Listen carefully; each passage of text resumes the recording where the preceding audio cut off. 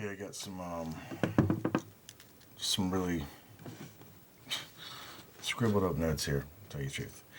I'm not trying to do a super extensive long video series because you're censoring me. So I'm not going to put that type of time in it. Uh, I'm just basically doing what I'm supposed to do. Jesus says, you know what I revealed to you in secret, shout it from the housetops. And he says, continually shout it from the housetops until your time comes. And of course, we know what that is. And he says he's going to give me that mouth, speaking wisdom. None of my enemies are going to be able to gainsay nor resist. And of course, then that's the prophet, the sign like the prophet of Jonas, which is greater than Jonas, which means I'm not Jonas. And then when you really find out that Jonas was never even real, you got to really understand what it all comes into. You got that mirror. One is backwards, which is the reflection of so many things that are not right. And then one is the projection of the thing that's right coming through all that that's wrong. And then, of course, that's what this time is all about.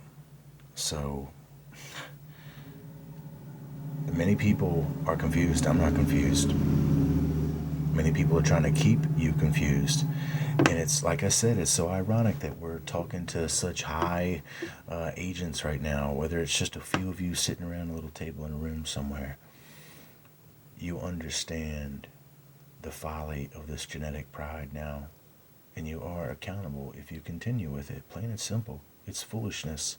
It's what the fullness of, pride comes before the fall, and there's another fall coming for the Hairayans. For the Hairayans. So, what you need to understand, and the Bible will prove it to you. And then if you want to get the further story on it, I mean, of course, you can go with the book of Enoch. But if you want to get right on down to the meat and potatoes, you can go to the Urantia book. And it will tell you that the rebellion took place at about 250,000 years ago. 250,000 years ago. Now, put this in perspective with what the Urantia book and even those that translate, that have academic credibility. Most people would consider that the supposed Anunnaki landing, the splashdown, took place at about 450 to 455,000 years ago. So the Urantia says, that's of course what a few scholars that translate the tablets that got credibility say.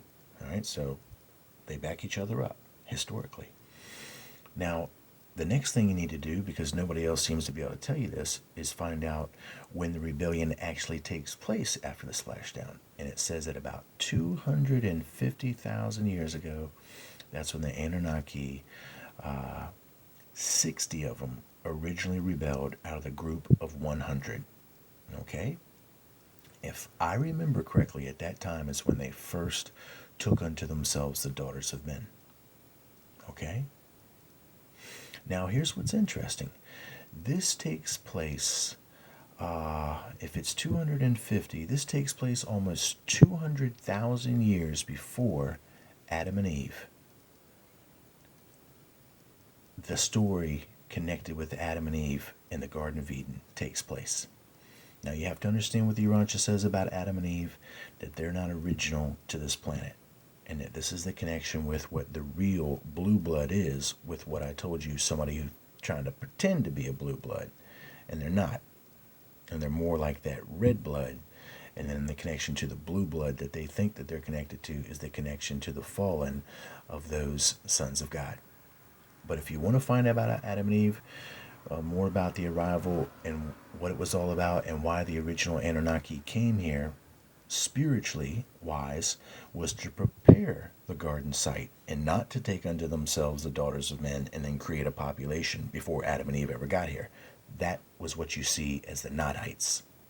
In Genesis, it says after Cain slays Abel, he goes to the land of Nod and takes a wife. There's a population on the world before Adam and Eve even arrive here.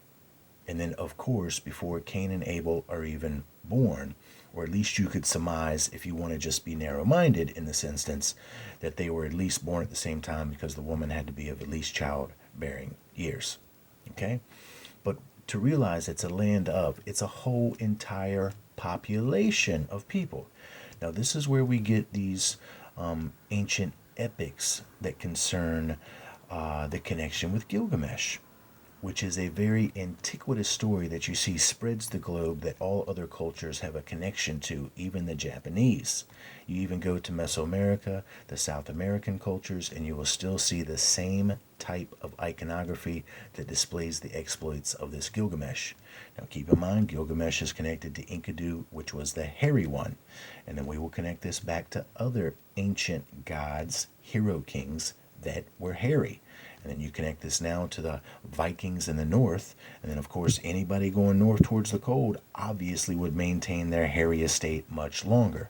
But the key to realize is the connection with their divinity, the so-called sacred feminine, from the two-thirds divine coming from the lady wild cow.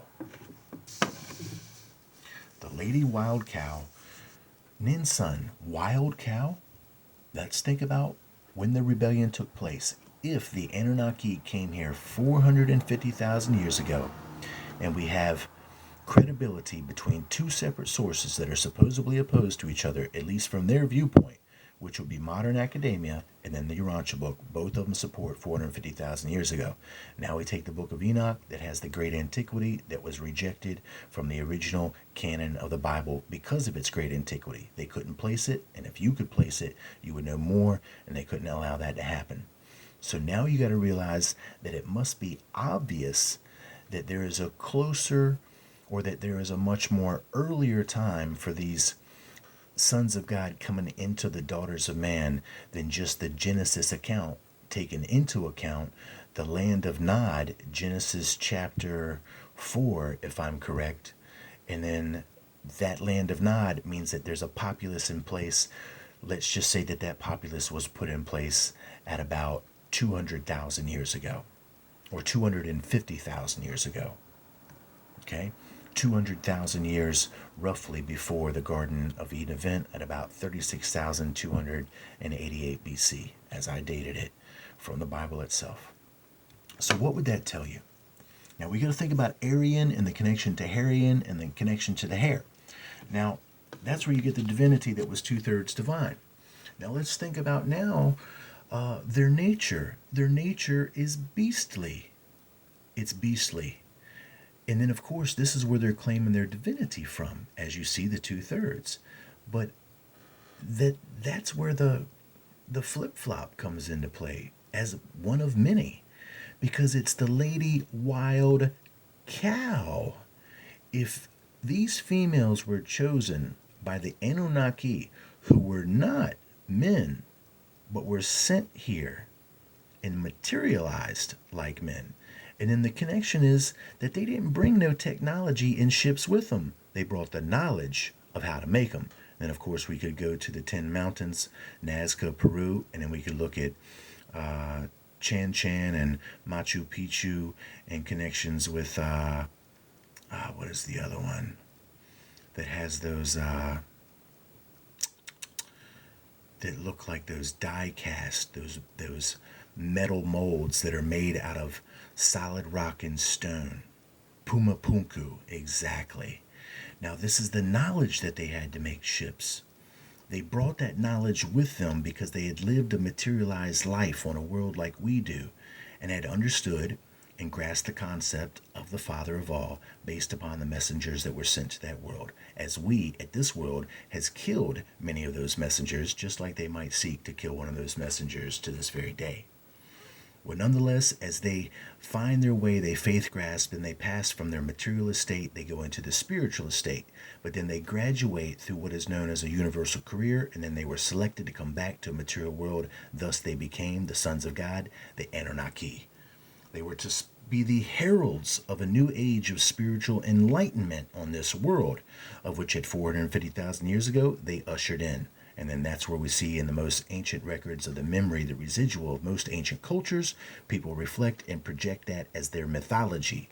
And then now, at about the 250,000 year mark, that's when the rebellion takes place full blown, and they first take unto themselves the wild women, the wild cows of the native stock, all of which they thought were fair, in other words, the light skin, other words connecting to the Hairayans, Aryans.